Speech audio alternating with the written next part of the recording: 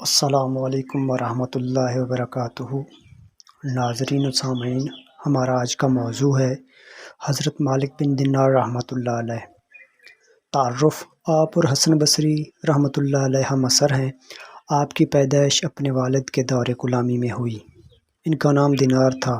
ظاہری اعتبار سے آپ غلام زادے تھے، لیکن باطنی طور پر فیوض اور برکات کا سرچشمہ ہیں۔ دینار کی وجہ تسمیہ: ایک مرتبہ آپ کشتی میں سفر کر رہے تھے۔ منجھدار میں پہنچ کر جب ملاح نے کرایہ طلب کیا تو فرمایا کہ میرے پاس دینے کو کچھ نہیں ہے۔ یہ سن کر اس نے بد کلامی کرتے ہوئے آپ کو اتنا زور کوب کیا کہ آپ کو غش آ گیا، اور جب غشی دور ہوئی تو ملاح نے دوبارہ کرایہ طلب کیا اور کہا، اگر تم نے کرایہ ادا نہ کیا تو دریا میں پھینک دوں گا۔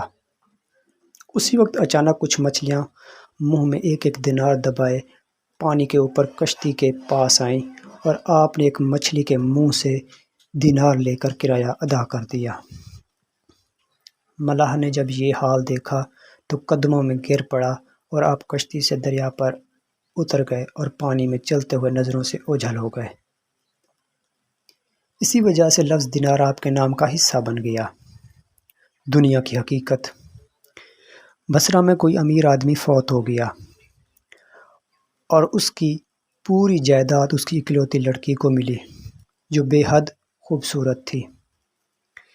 ایک دن اس نے حضرت ثابت بنانی کی خدمت میں حاضر ہو کر عرض کیا کہ میں نکاح کرنا چاہتی ہوں، اور میری خواہش ہے کہ نکاح مالک بن دینار کے ساتھ ہوتا تاکہ ذکر الہی اور دنیاوی کاموں میں وہ میری معاونت کر سکیں۔ چنانچہ ثابت بنانی نے اس کا پیغام مالک بن دینار تک پہنچا دیا، لیکن آپ نے فرمایا کہ میں دنیا کو طلاق دے چکا ہوں، اور چونکہ عورت کا شمار دنیا میں ہوتا ہے اسی لیے طلاق شدہ عورت سے نکاح جائز نہیں۔